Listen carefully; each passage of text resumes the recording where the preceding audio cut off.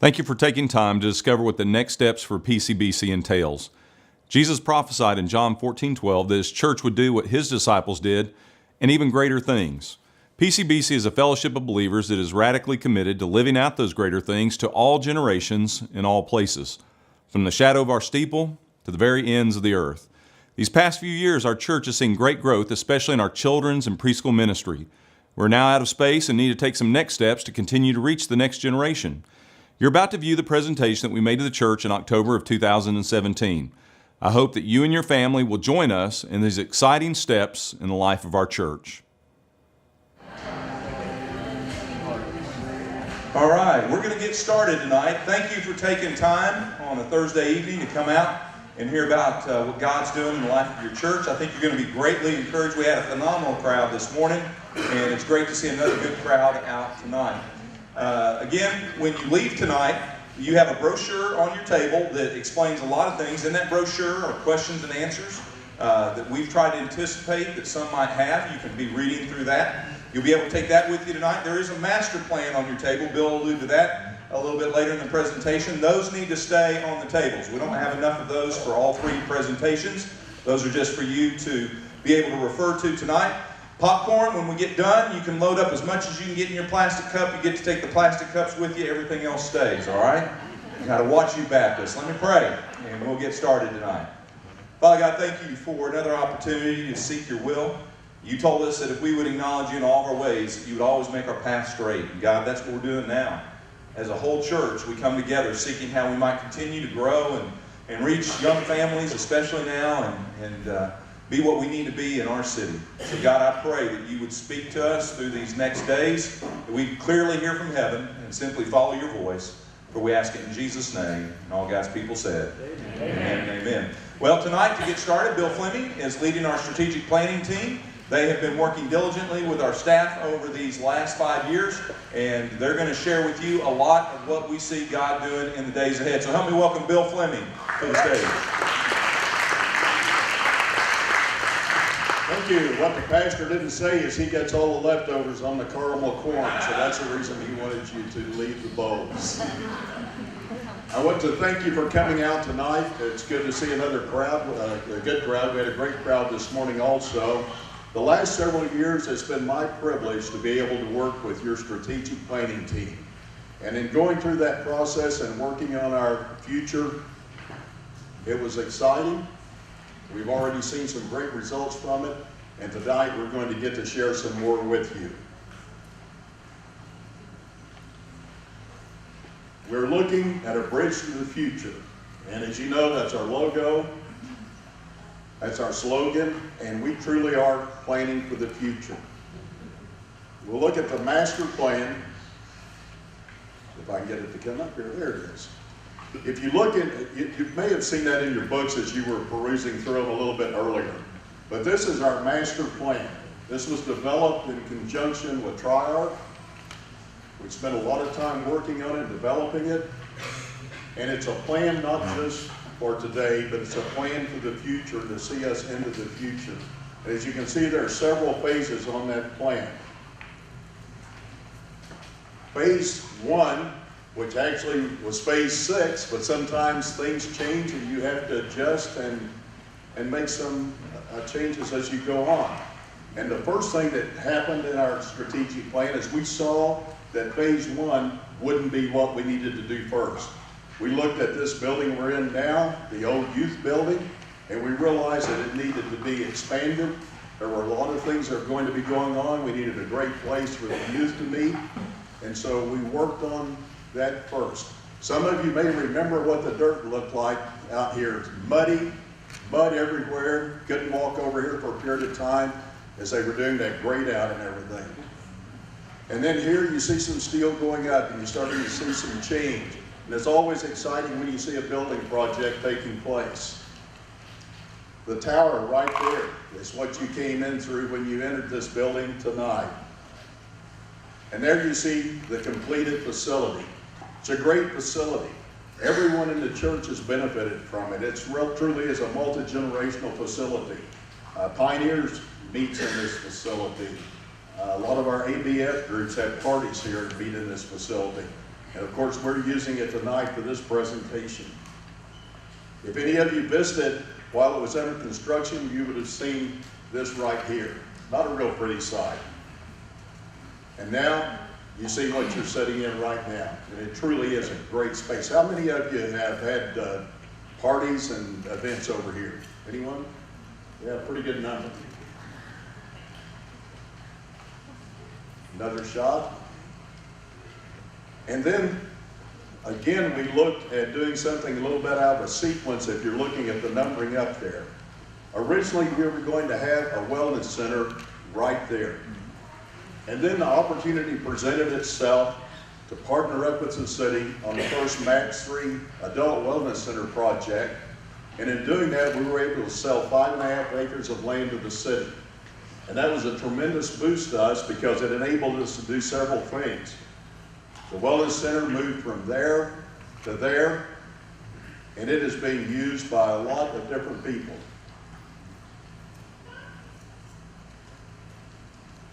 How many of you have actually been in the Wellness Center over there? Quite a few of you. We currently have 3,900 members enrolled in that facility. Now stop and think about that for just a minute. 3,900 members. Think about how many of those people had never been on this campus before, and now they're on it maybe several times a week. And I know we have a lot of volunteers from our church that are working over there and engaging people. And if you want a ministry opportunity, if you want a chance to really connect with people that are perhaps unchurched, that place is the place to do it. There you see our campus before we did anything at all to it. Just the original building there, and then the youth building up here. Look at it today. What a dramatic change. And you can see that we have the expanded youth facility with all the parking. You see the wellness center completed out there. And you see, of course, our original facility here. Now, after we did those two projects, there was another project that really needed some attention. And so we were able to move back into the main sanctuary, and we were able to start work on 1B. I think we need new batteries here. How many of you remember what that hallway looked like? It was pretty bad, wasn't it? Old carpet that was kind of worn and discolored and stained. Great-grandma's wallpaper on the walls beneath the wainscoting. It just really wasn't a very nice place to bring people in. Now look what we have today. New marble tile, stone columns, and it's a bright, inviting interior. You can see right over here a new welcome area where people can come in and sit down and wait on someone or just visit and get acquainted. And we have the new welcome desk here before you go into the sanctuary. It's turned into a tremendous facility and a great place to be able to bring our guests and to invite people to come into the church. How many of you have brought people in recently? Okay, how many of you will promise to bring someone next Sunday?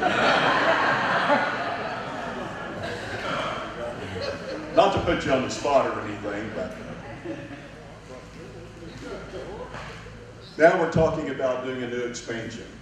We have a tremendous need, and we have a new opportunity.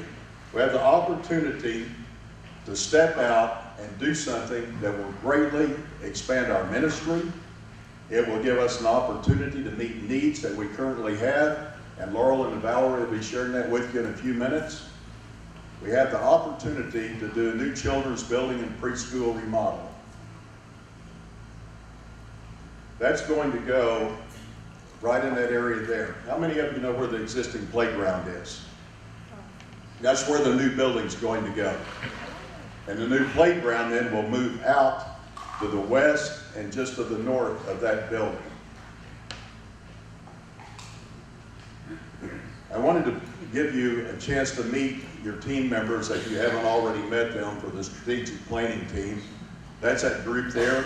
When you see them, if you would, thank them for the time that they spent on this building and its plan and everything that's been going on the last few years. They put a lot of time in on it, so give them a big thank you for me if you would.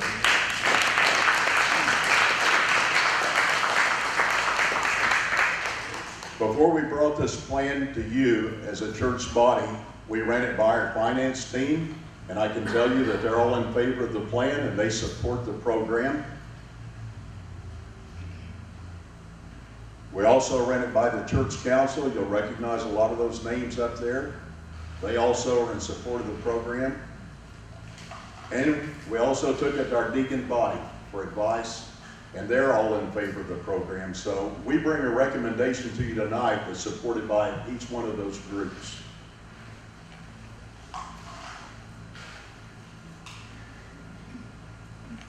And if I could learn to work this thing, we'd be in great shape, wouldn't we? Now, the next step that we take, I need to bring up Laurelyn and Valerie to introduce you for that.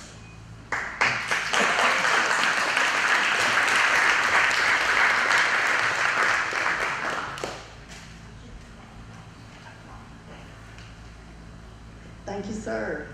It is an exciting time to be at Putnam City Baptist Church. Over the last 10 years, we have watched a slow, steady, but sure increase in our attendance, in our average attendance, until about 3 years ago. And Philippians 1:6 says, "He who began a good work in you will be faithful to complete it." And oh my goodness, over the last 3 years, we have just been the recipient of so many of our Lord's blessings as He has continued to do the good work that He has started in our church. Back in 2014, the fall of 2014, from that point until now, the average attendance for our children, 1st through 6th grade, has increased by 40%. Our Awana program on Wednesday night, the average attendance since fall of 2014 has increased 43%. Our Vacation Bible School since 2014 has increased 79%. God is blessing. We've seen over 55 kiddos in 1st through 6th grade come to know the Lord in that same period of time. Gone through our new Christian class, and either they've been baptized or they're fixing to get baptized. And so that's another exciting thing that we've seen over these years. Now, when Awana first started, when I first started with it, I guess I should say, our groups were small enough that we could combine. We could combine for game time and make really good use of room 143, the big game room. But as our numbers have grown, we've had to divide them back up. And we've had to shorten our game time almost in half in order to be able to rotate the kids through. And we've had to eliminate the game time for 5th and 6th graders. So as we've grown, we've kind of taken over Wednesday nights. On Wednesday nights, almost every room in our main facility is housed by Awana. And I say almost because we had to let you guys have a few of them. But we have just grown and multiplied. We have worked really hard to create a safe and secure place for our kids because, you see, we have had no space to call our own. We've never had space that's just designated children's space. We share entrances with adults. We have 5 dedicated rooms that we share the hallway with adults. We share some rooms with adults. We share bathrooms with adults. But in spite of this, we've done the very best we could with what we've got, and we've continued to grow. God is doing an amazing work, and I have to say He's doing it because all we're doing is being obedient. We are just doing what He's called us to do and serve with a purpose, serve with a passion, teach diligently, teach the children diligently those foundations of truth that are in Scripture. We've just been dedicated to this new generation. We've been diligent with the space we've had, with our resources, and with our budget. But I am convinced that as we look forward We've got to have a plan. Super crowded rooms are hard to teach in. And the more crowded your rooms are, the less the kids are going to absorb because there's just so much activity in it. And overcrowding, well, let me put it this way. There are facts and figures that we go by, that we look and see how many kids, how many people can you get in a square footage while it's still productive. And there's an 80% rule that once you hit 80% saturation of your area, then something has to give. And it's either, many times it's a plateau, sometimes it's even that your numbers will go down. And I will tell you, my friends, on Sunday mornings, we're sitting at 80% and some rooms 90 and 100% on Sunday mornings in our preschool and children's classes. And on Wednesday night, almost all of our Awana rooms are sitting at 100% and some more than that. And this was a real aha moment for us when we took count at registration this year at Awana, and we started looking at our attendance over August, September, and October. And we realized that next year, if we had any growth, we don't know where we're going to put them. And I expect growth. I know that God is going to continue to bless. But we don't have any place to put them. And so then I kind of looked at preschool and thought, well, maybe, no, she's not going to help me out at all, because I'm going to let her tell you what she's sending our way in the next few years. Well, I wanted to know, yes, you can applaud for that. I wanted to know, since 2011, how many babies we as a church, some of them are at your house, some of them are at your children's house, they're your grandchildren, but I wanted to know, and some of them are here, I wanted to know how many babies we've had. I had a baby in 2011. But I wanted to know, in our church family now, how many babies have we had since 2011? Are you ready? 132. Come on. So, Tommy Brown, y'all are doing your part. You're doing your part. I appreciate that. So, we are just about, we're busting at the seams in a lot of places in preschool, and it's a wonderful thing. We pray in preschool ministry that God will give us the opportunity to minister to more preschoolers and their parents. We pray that all the time, and He has been faithful to do that. This is the floor plan. I've looked at it so many times, I think I forgot this morning when I showed it that y'all haven't seen this yet, but this is the floor plan of the new building with, where you see the red line, that's the existing building. This is all the new children's space. This is existing preschool, and you can see the renovation here. What we're going to do, what we'd love to do, is make our children's and preschool area secure. And by that we mean no one needs to be in our preschool and children's area unless they are bringing a preschooler or a child. We want that to be as secure as we possibly can make it. So in this preschool, maybe I should look this way. And this area is the preschool as it exists right now.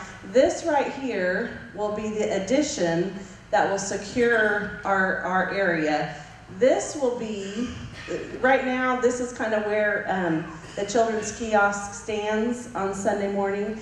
This whole area, and for my teachers that are here, this is our resource room over here. It'll go somewhere else. This is the nursery suite for the Campbell spade. Now we probably won't have it ready for y'all, but we'll try. And so you will not have access to the preschool area except through these doors right here. And those are our existing playground doors. So here's the front entrance of the building, of the children's building. And this is I believe 2,500 square foot foyer. And then this is the entrance to our preschool area. You can see, I think my teachers are going, where are all the rooms? But what we're going to do is we're going to move kindergarten over to the children's building. So 2 rooms will be dedicated to kindergarten. Our kindergarten has been busting at the seams the last couple of years. Well, longer than that. But that's what we're looking at. This is just the preschool area. So this is in more detail because that's the new addition. We'll still have the nursing mother's room. We're going to be able to add, well, these 2 rooms right here, the hallway goes through, the hallway to Big Church goes through what is right now the 2 baby rooms, for those of you who are familiar with that. So we'll be able to make 4 little rooms on either side of the hallway. One of them will be for, we keep saying crying mamas, crying babies, crying mamas. For people who are in church, a lot of times they don't bring their babies to us in the nursery until a few months in, just because they want to keep them with them. But if there's a baby that's crying in church, we want them to be able to still be comfortable and come out to a little room that'll have a live stream of the service. So there's lots of neat new additions in the plan. And I think Bill's going to come back.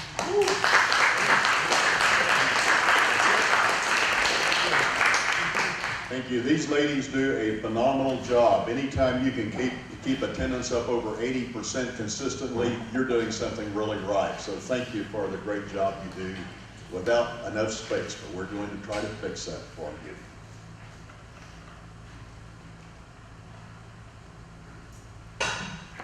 We're looking at doing a new children's building of 12,500 square feet. We looked at doing a smaller building. We tried to do it with 10,000.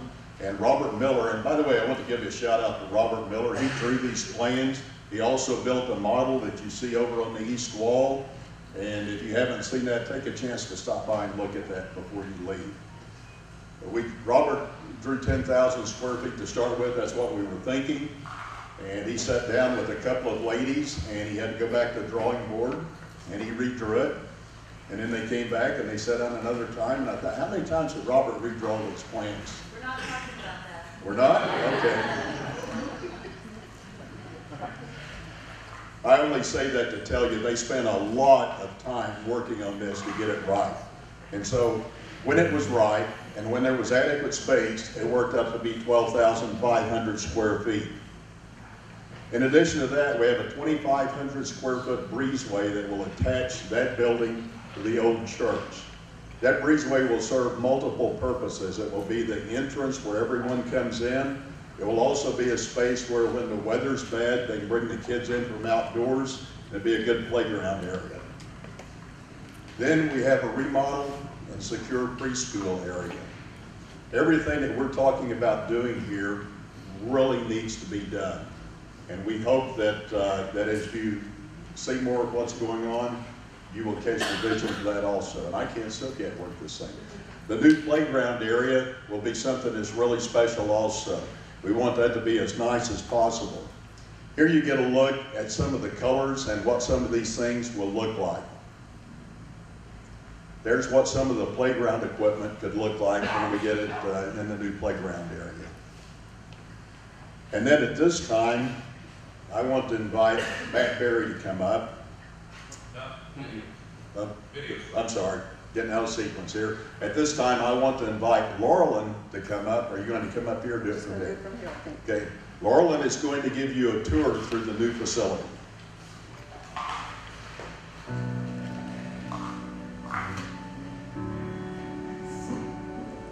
We're going to start off with an aerial view of our current facility.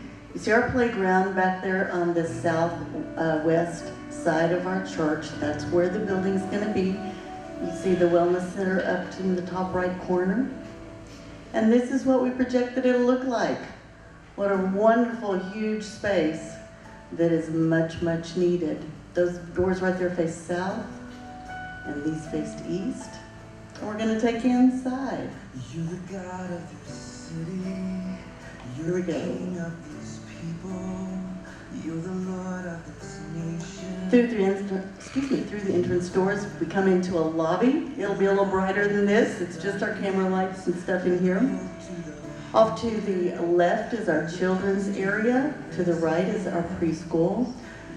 This is the kiosk where our guests can come and we can meet them and register their kiddos, 1st through 6 or K through 6. Then over here is the preschool side. Kind of looks like elevator doors, but it's not. It's just the rendering.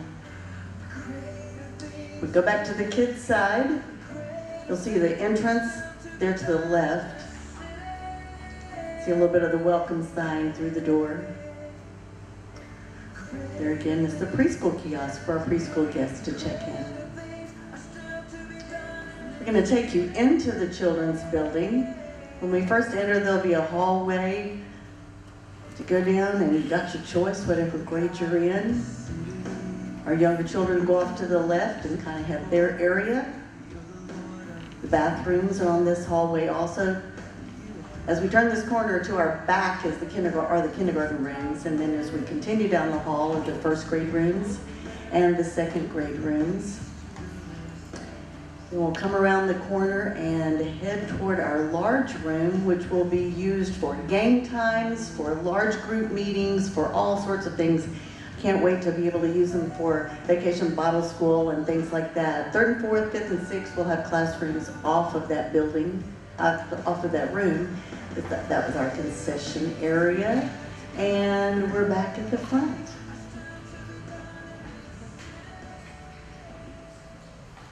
Thank you, Laurelyn.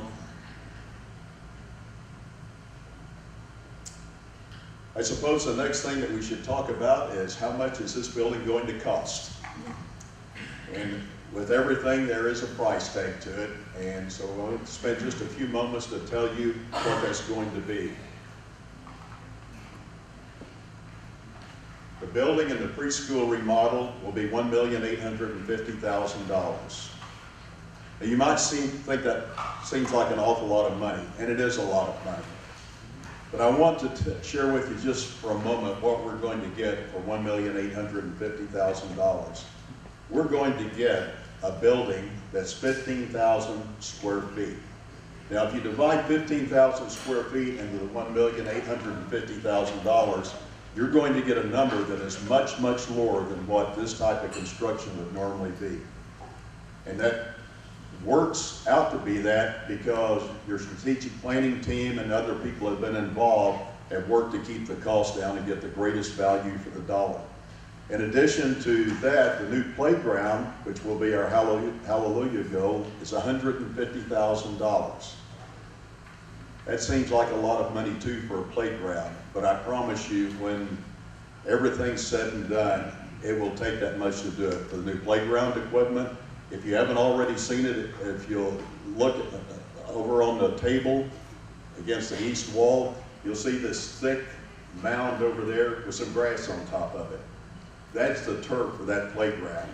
Nice cushioned place for kids to fall down on and not get scraped up and banged up. And then the other thing that we want to make sure that we do is when we put that playground out there, we want to make sure that it's secure. So we'll have a high privacy fence where no one will be able to drive by and see it. Hasn't been that long ago that we saw in the news where an individual was sitting outside of a playground at a school in Oklahoma City with a loaded firearm sticking out the window. And when they arrested him, they actually had 2 of them. And it's only by the grace of God that something didn't take place then. If they can't see the kids, it makes it a lot less likely that they would be enticed to do something like that. And now I do want to introduce Matt Berry and ask him to come up so he can share with you why his family thinks that this is the right next step. Thank you. I do have to share a bit of advice before I get started though. If you're ever scheduled to speak in front of a group of people, I would refrain from sitting to the side and stuffing your face a little caramel corn because it's caked. I'm sorry, Brother Hay, you're going to get it. Stay over here. A lot of you know me, a lot of you don't. My name is Matt Berry. I'm a member of the finance committee team. I'm also on the church council this year. I'm not here could talk to you about numbers, or he could talk to you about the vision of the church from a church council member. I'm here just to talk to you as a parent. My wife and I, you can see our picture on the far side, that's what we looked like when we first came to this church. The church has encouraged lots of beard growth for me, a little bit of weight gain as well. But we joined about 5 to 6 years ago. And when we joined, we were searching for a home, a place that we could grow, a place that we could develop friendships, a place that we could plug in and serve. And we'd been searching and searching, and we were married and had several kids by that time. We'd been married for, 5 years or so, and we still not found anything. Then we came to visit PCBC, and during that visit, it started happening. We walked in, of course, we were greeted a half dozen times. So many people came up to us that we had no clue who they were and said they were happy we were there, glad to see you, and they were genuine. It wasn't this facade that they were putting on just for us. They were genuinely happy we were there. And you can see from our church now, we have the hand sanitizer stations everywhere. It's because they would just shake your hand all over the place. Then we got to the auditorium, and the message began. Pastor Bill came up. Like most of you, we were totally impressed with his message. His message hit right at home. He kept us intrigued the whole time. I shared this with the first service, and I guess not a lot of them may have got it, but you know the old Charlotte's Web cartoon from like the 70s? Have anyone seen that before? Maybe not a lot of you either. Shake hands. Hey, there you go, hands. The first time we came, Marky, my wife, she thought Pastor Bill sounded just like the narrator in Charlotte's Web. So she said, even if he doesn't mean anything right, at least I can sit there and have this kind of voice that I'll kind of soothe a little bit. So the friendliness was there. The preaching was on point. And then we got introduced to a small group, an adult Bible fellowship called Common Ground. At the time, Common Ground only had probably 5 or 6 couples. There's probably only 1 or 2 other couples in there that actually had kids at the time. So 5 to 6 couples, maybe 4 to 5 kids. But we connected. It was great. We loved it. We hadn't got to go to a church that actually had a Sunday school while we were there, while our kids were being watched for us, that we could go and connect with. Then we finished, but all those things being great, everything was still hinging on when we went to pick up our kids. Like most of you as parents, when you go to a church, you can like the preaching, you can like the people, you can like the small groups, but if your kids hate their portion of it, you're probably not going to go. I know it's not the right, wrong, or indifferent, but that's just kind of the fact sometimes. So as we're going to pick our kids up, I'm kind of ready for my twin boys, who at the time were only 1 year old, to be screaming their heads off, snot coming down their face. But they weren't. We got to the room, and there were 2 workers in there, and there's only like 3 kids, 2 of them being mine. And both my kids were being held by a worker, being played with, and they were loving it. The poor other child was just kind of off to the side doing their thing. But they loved it. We got them. They were great. Then we go to get my daughter Kinley, who in this photo, she's about 4.5 years old when we started coming to church. We go to her church or her classroom, and there's a handful of kids. Several other little girls in there who she's still friends with, and actually one's in this photo over here that she stayed friends with this entire time. We take her, we're going home. Hey, Kinley, how'd you like everything? Well, they didn't have donuts. They didn't have a bounce house. Okay, well, besides the donuts, a lack thereof, and no bounce house, how'd you like church? So I liked it. It was fun. So, okay, well, what'd you do? If you didn't jump on a bounce house, or what'd you do? And she started to tell us a story in the Bible. And she didn't tell us a story about Noah or Adam and Eve or one of these primary stories in the Bible. She told us one of the kind of smaller, behind-the-scenes stories. And in her own little 4.5-year-old voice and version, she told us this story. Spot on. My wife and I just kind of looked at each other and said, man, our 4.5-year-old, she gets it. She's learning the Bible. And that's honestly the first church we had gone to where Kinley had come home and actually talked about the Bible. We thought, man, this is spot on. Our kid liked it, and she actually learned something. That's a combination we couldn't find very often. So everything was set. We decided we wanted to join. Of course, being the spiritual leader that I am of my family, I said we need to come 4 or 5 more times before we confirm it. And before I knew it, we just said, no, let's just join. And we've been plugged in. We've been serving ever since. You can go to the next slide. Problem is, my family's grown. My family's gotten bigger. We've added on Nora right here in the middle. She's our Spitfire. She has more spunk and personality than all of them combined. My boys have gotten older. They're 6, soon to be 7 in first grade. Kinley in the top middle. She's 10 in fourth grade. But my family's not the only thing that's grown. My family's not the only thing that's added. Our church, just like as you've heard, has added. That Common Ground small group that I was telling you about that only had 5, maybe 6 couples and just a handful of kids, I went through our roll as of this past Sunday. And to date, by the way, we've had to double our class because we had too many. We now have a Common Ground department. We have over 76 regular attending adults. Not guests, not just one-time visitors, but 76 adults that are routinely coming. This came from 5 to 6 couples. Within those 76 adults, we have over 74 children, several still on the way. So you're welcome, Valerie, for it. We have lots of really good Sunday school happening. And that's good, and that's worth applause. But there's a problem now. The perception me and my wife receive, or that the perception we had, is different than the perception people are now having, and will definitely be different if we keep going like we are. When a family walks in our doors, our preaching is still spot on. You all are still just as friendly as you ever were, and our small groups are still just as effective at connecting people as they ever were. But when they go to get their kids, the classes are full. They're getting cramped. When they come to get their kids for Awana, it feels like a carnival in there sometimes. It's just so packed. And what we can't do is let the size of a building cause our growth to stunt as a church. We as church members that care about the future generations of our church, we have to come together and say, no, we need to do something about it, and we're going to do something about it.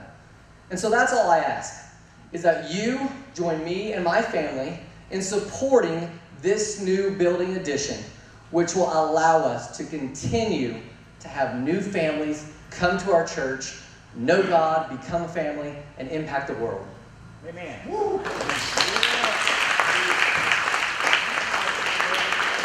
Thank you, Matt. Do you think you'll be using that new nursery for the babies? Put him on the spot there. At this time, I do want to share with you that we've got we have a great staff here at Putnam City Baptist Church, and we have some great lay people. And we're really privileged to have that great staff and a great group of lay people, and God has richly blessed this church. And I think as we move forward, He will continue to bless us. And so I want to ask our pastor to come up now and finish out this meeting. So let's welcome him back up. Well, after Matt Berry, I think we need to pass an offering plate. We'll just pay this building off right now, man. Thanks, dude. Great job. How are we going to pay for this? Before we put the numbers up on the screen and talk about what that looks like, let me tell you how we won't do this. I've been a part of churches for 30 years now, and part of some great expansions and building campaigns. Many of you have as well. You've been a part of that. You were a part of the original group that helped us relocate out to this campus, and you know what those campaigns can be like and the sacrifices. Traditionally, most churches at a stage like this would enter into a 3-year stewardship campaign. You remember the pledge cards we do and make you come forward in front of everybody and lay it on the altar so you make sure we nail it down for 3 years and you can't get away from God, right? We don't want to do that in this journey. We simply want to show the need to the church. We want to pray about it as a church. It is God's will that we expand and continue to reach as many people as we can. The other issue we have to discern is God's timing. And that's what we're going to do together as a church. But when we enter into that, when we vote on November 12th, if we vote to take this next step of faith, it will be a step of faith. We've been praying as a church staff and believe, and so does your finance committee and church council, that we are a very mature church that doesn't have to sign pledge cards. It doesn't have to have big fancy dinners to get people to give. We just need to know the need and step into that. We've proven that's who we are as a people of faith. Our theme this year is faith at home and faith away from home. And God is growing us in our faith, and so it will be a faith step. And to do that, what we're going to do, if you go to the next slide, is we're going to, actually I can do that, can't I? We're going to do something I learned from Adrian Rogers. Many of you maybe remember the legend, Adrian Rogers at Bellevue Baptist Church in Memphis, Tennessee. One of the things they did to continue to expand their campus over the years as they reached their city is they did one-year campaigns called I Love My Church.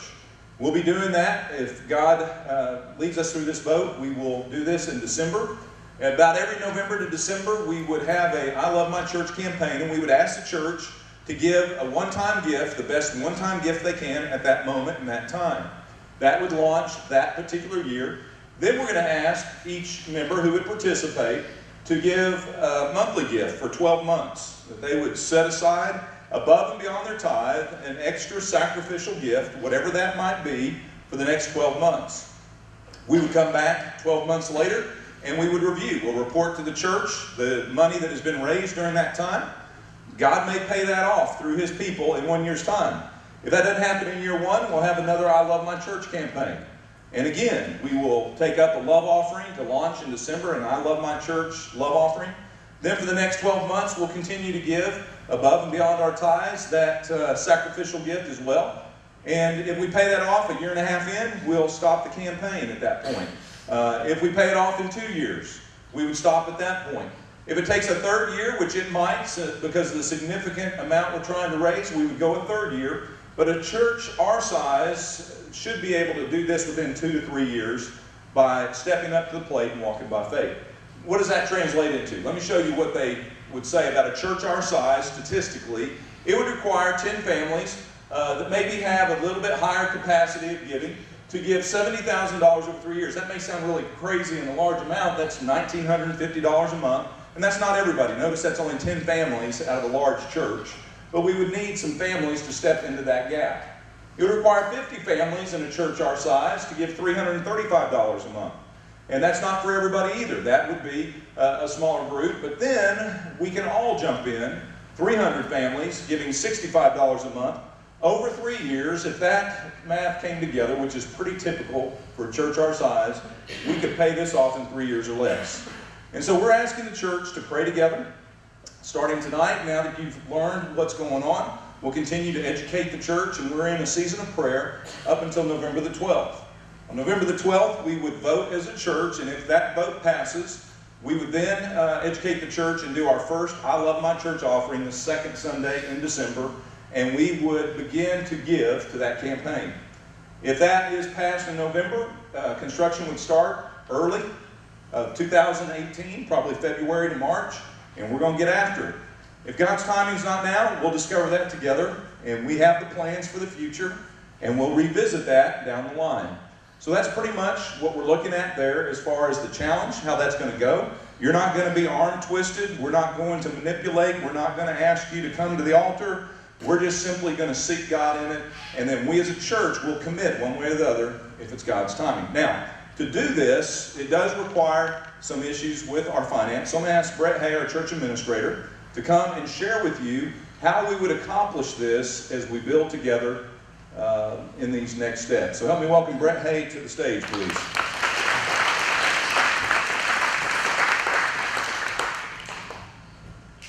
Thank you, Pastor. Okay, borrowing is necessary. And we've already been receiving money for this campaign already. We haven't even voted on it yet. So God's already at work there. We would secure an 18-month construction loan. A construction loan is a loan that charges a lower rate of interest than a typical loan, and you're able to pay interest only on the balance that you owe at that particular time. At the end of the construction loan, that would then turn into a typical loan, and we would pay on that until the balance was satisfied. Our construction loan will start off at 18 months, and at the end of that 18 months, it would roll into a typical loan. Hopefully by then, we will not have much of a balance, if any balance at all at that particular point in time. We can pay off this loan or the typical loan early with no penalty at all. All of the interest that we pay into it will go towards Baptist causes, because the institution we're borrowing the money from is the Baptist Foundation of Oklahoma, the same institution that has our mortgage on the building. So with that, that loan would be separate from our regular church operating budget. So two completely separate operations going on there, and it would be funded by the I Love My Church campaign funds. Okay. So just to clarify, if there was a balance due after 18 months and the loan was then converted from the construction loan to that permanent financing on that, we would be paying the monthly payment on that loan through the monthly gifts that we would be doing through I Love My Church. So it's not going to encourage, or it's not going to be added on or tacked on to our long-term debt. It's not going to impact our budget or our budget giving. That would all be housed within this campaign. I hope that makes a little bit of sense. With that in mind, we want to go into our last portion of question and answers. A lot of those questions we tried to answer in your booklet. I'm going to ask Bill Fleming to come to the stage. Brett will stay here. We have microphones out in the audience. Brian's over here, and Sean's got his back in the back. We want to answer any questions you might have and see what's on your hearts or your minds. So if you have a question, raise your hand. Let us bring you that microphone, and we'll seek to answer those. Now, I know it's always hard getting the first question out, but if you have a question, somebody else is thinking about it probably. There's no such thing as a dumb question. Any question will help us better inform the church. So please, anybody have a question? We've got one in the back. Brian Todd, get us started.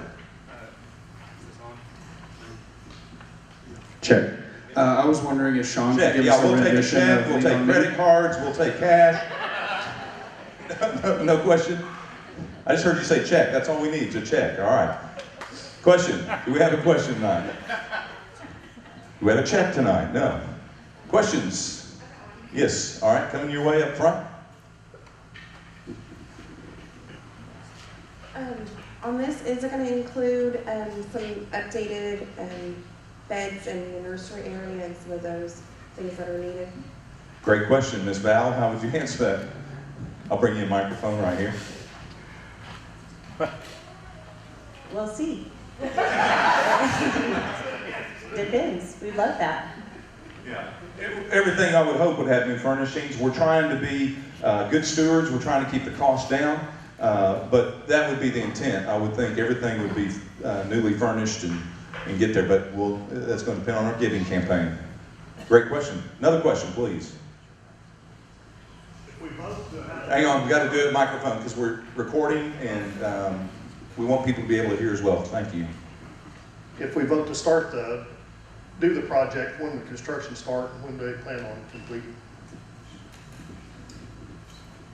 Well, as soon as we vote to do the project, we're going to formalize several things. We'll enter into a contract to build the building. When it will start will have a lot to do with how soon we can get the permit. To get a commercial permit, we're probably talking about 6-7 weeks. And when that permit's issued, you'll see something happening right away, weather permitting. And I think he asked about completion time. Sometime this century.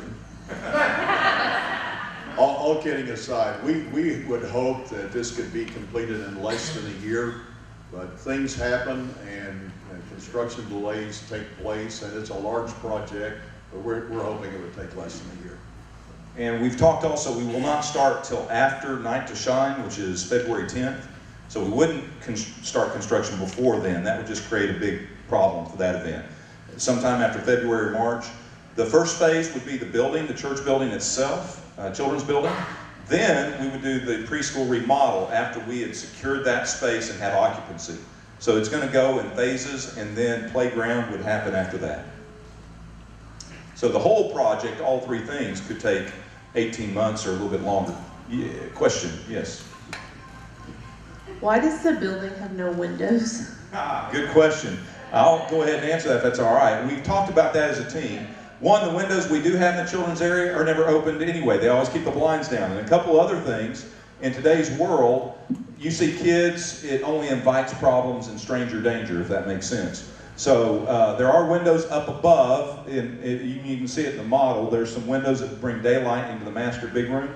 But we didn't want to expose, especially being an exterior wall, for drive-bys. That's just becoming a common trend anymore. It's sad that we have to think this way and worry about those things. But it's not to make it a dark space, it's simply to make it a more private, secure space, would be the best way to answer it. Would anybody else like to add it? Is that Bill, on that, with the security issue, I was just a couple weeks ago, if you remember, there was a church shooting in Tennessee. I was with my brother-in-law who works on the security team in South Carolina who did a study nationwide and learned that there were, as of a couple weeks ago with the one in Tennessee, there were 57 homicides that have taken place in worship settings in the United States this year alone. So that's just a small security step, just to make sure we're doing what we can to keep our facility and our people safe. And we have been very proactive about security. You may not know this, but Brett works with a security team that is well trained. They're trained all the time on new techniques. They're plain clothes. They're in every hallway, especially our children's and preschool areas. They're watching every entrance. They're on walkie-talkies. We are secure as we can be. But when this building was built, let me remind you, it was built in 1998 to be a first phase. It was to get out here, to get located, and as we grew, that there would be other phases we would need to do, and the space that was designed was to be multi-purpose, multi-use, until we could build age group specific spaces. And we haven't been able to get there until we think now. And so it's time that we secure, as Valerie said, more securely, put that in for our preschool area. We need more space for children in our Awanas ministry. Nobody dreamed our Awana ministry would be as huge as it is today.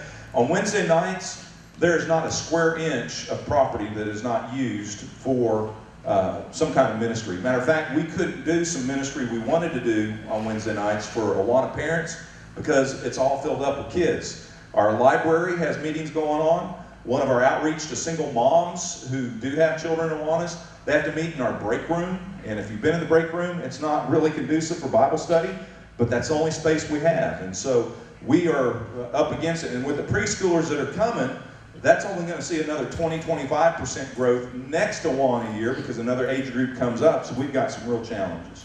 Okay? Good question. We've got some right up here, Ms. Cook.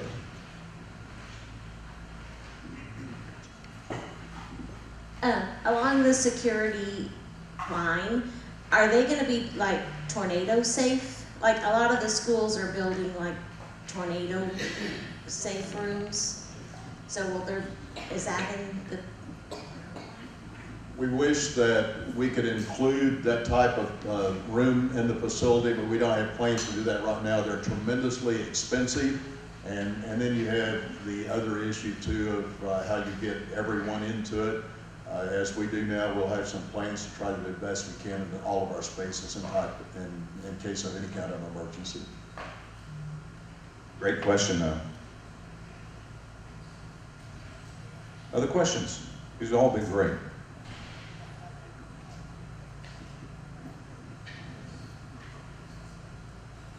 Anybody else? Javier? You want like a crazy wet slide or something like that, bro? Something like that? Oh, we do have a question right up front. Here comes Sean. Thank you.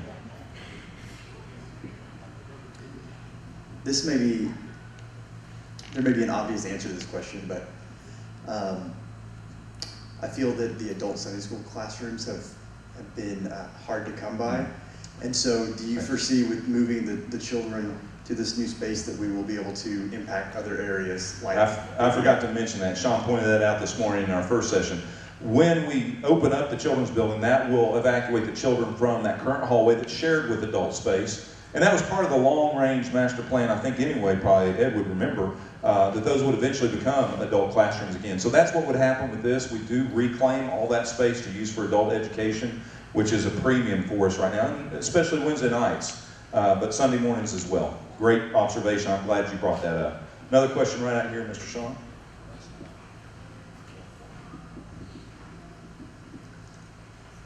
What happened to the plan about the adults going out to the wellness center? Well, that's a whole different strategy and theme. If you look in those, you remember the 6 phases that were up there? Yeah. Those 6 phases were phases that we would develop multi-purpose, multi-use spaces that would also become worship venues, all right? The wellness center was going to be our own recreation center. Fortunately, we let the MAPS 3 city tax money pay for that, and that is to still be a future worship venue. It also provides additional adult space, even though this will give us adult space. This adult space is needed on Wednesday nights, which we can't get from the Adult Wellness Center. So someday, the goal would be to still start a worship venue over at the Wellness Center as an outreach, almost like a church plant. There are a lot of, as you're hearing, 3,900 adults in Oklahoma City, 50 years old and older, are on that campus. Many of them don't have a church home. Many of you, I'm looking out in this audience, many of you are over there working out. We got an employee that happens to be there taking care of customers every day. Many of you have volunteered in that building, and some of you have even been able to invite some people over and have already engaged with our church. So that is coming. This issue is a separate issue because of specific space needed for preschool and children. It does help us on Wednesday night space for adults, but that's a different issue for worship space in the future, and that's what the Wellness Center does. Okay. Is there other debt that is not covered by this project, and how would that be addressed? The current debt that we do have, Yes. or any Yes. additional? Yeah, this does not address the current debt. We as a church have, we've been working with the finance team. We have renegotiated our current debt to be manageable within our budget, just like we do as families in our home mortgage. That's still going to be the same as it is, maintained the same way that we have that in our current budget.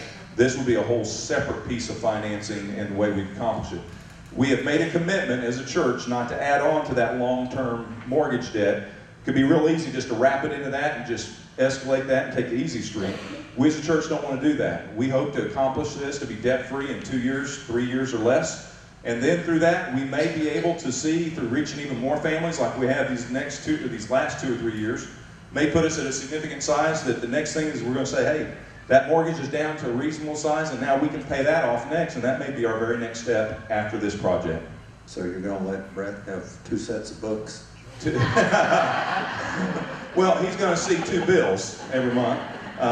We're going to pay that off through our Next Steps financial, or I Love My Church campaign. Good question. I need a medic on aisle 1. Question back here, Mr. Bryan.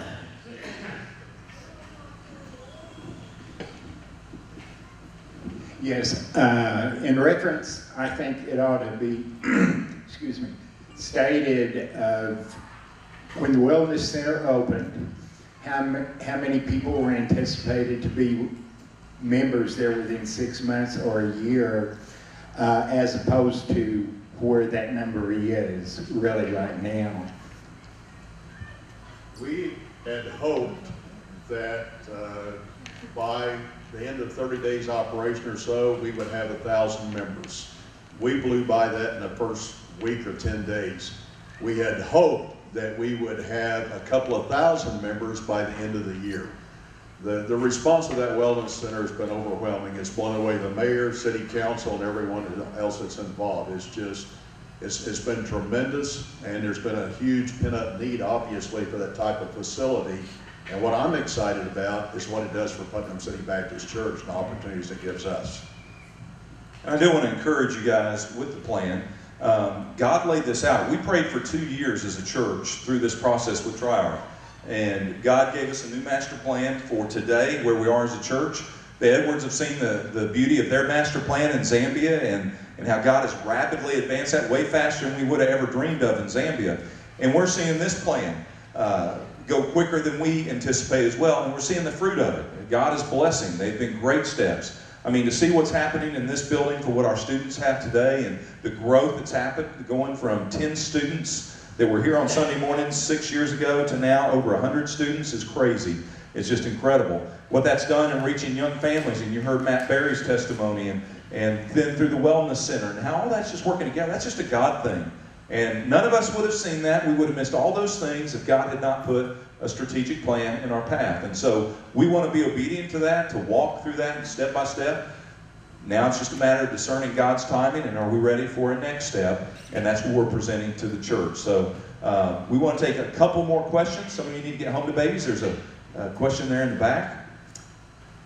While we're waiting for the microphone to get there, please take some popcorn home with you. You can't take the big tubs. We need those for one more meeting. You can load up your cup, and please be able to do that. Leave the master plans on the table if you would. Please take a brochure, and if you want to take a couple, you can take a couple. Maybe somebody you know in your Sunday school who couldn't get here. We'll have them available on Sunday morning.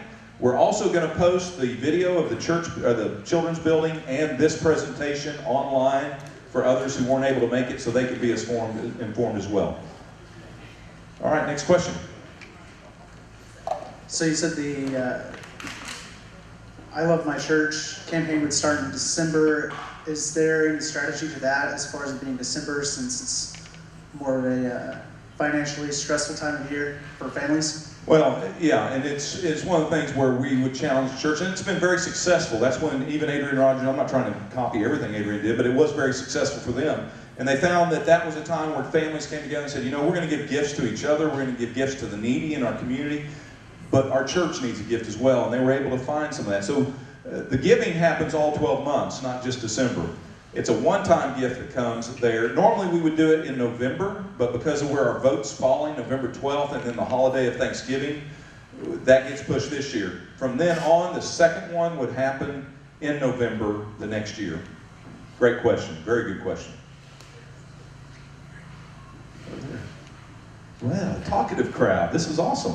A lot of times when you see like people with building projects or additions, they do opportunities where people can purchase like brick pavers or something to personalize it. Is that something that could be considered as a way to raise money and for the members of this church to feel part of it? We'll certainly look for creative ways to do that. And Brett, I don't know if you have any answer to that from finance team's response. That's been brought up a couple things. There's not any bricks going up on this one. It's a metal building. So there might be some other creative ways with that same concept, but we're really asking God's people to find that by spreading it out over 12 months in small pieces so it doesn't kill our budgets, kill our personal finances, but that we take some of those steps. But we'll come up with some of those. We'll dream together. I know that Laurelyn and Valerie are going to be working with their parents, and you guys represent that. We'll brainstorm those things. If we find an effective opportunity like that, we'll definitely add to that. Whatever it takes to get this paid off, we want to do that well. Great suggestions. Any other questions? If none, I'll pray. The team's around. Our staff is here. You've got our strategic plan. Some of our church council are in the room. Laurelyn and Valerie obviously are here. Hopefully that was informative enough for you to start praying specifically. And on November 12th, we'll just seek God's will together. So let's pray. I'll dismiss you. You can get a freshened up Coke on the way out or coffee. And just thank you for your evening and for your time tonight. Let's pray. Father God, thank you for this building even that we're in tonight, that we gather in. God, for how you made that possible. And Lord, just seeing this master plan bring glory to you, our master and our king. Lord, we simply want to hear from you, our shepherd, as you guide us and as you direct us. God, we simply want to be your children of faith, that we would walk by faith and not by sight, that we might continue to see families who are even in this room now that weren't when we took our first steps of moving out here in 1998. And then, God, taking new steps that would allow us to reach even more families in the days ahead. God, may you show us your perfect will and your perfect timing, and we'll trust you every step of the way in Jesus' name. And all God's people said, amen and amen. God bless you. Thank you. We'll see you Sunday morning.